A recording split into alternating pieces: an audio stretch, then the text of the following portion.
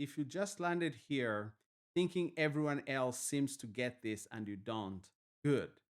You're in the right place. Here's the part nobody says out loud. Almost everyone walks in feeling exactly that, including the ones who look like they already got it.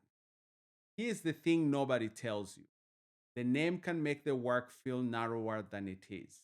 You hear cyber, and cyber absolutely belongs in the room, but CMMC is not cyber alone. It is information security for defense work across the cyber, physical, and operating environment. That means your IT lead or provider belongs in the room, and so do the people who run the work. This is the access desk.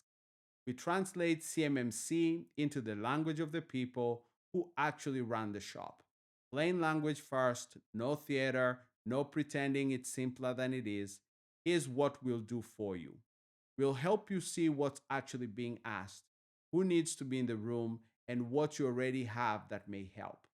It starts with a book, a one-page map, and an honest diagnostic. You won't leave here certified.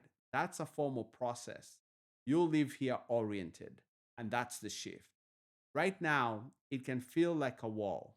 After you go through this, it starts to feel like a list, a set of next right steps you can actually take with people who've got you.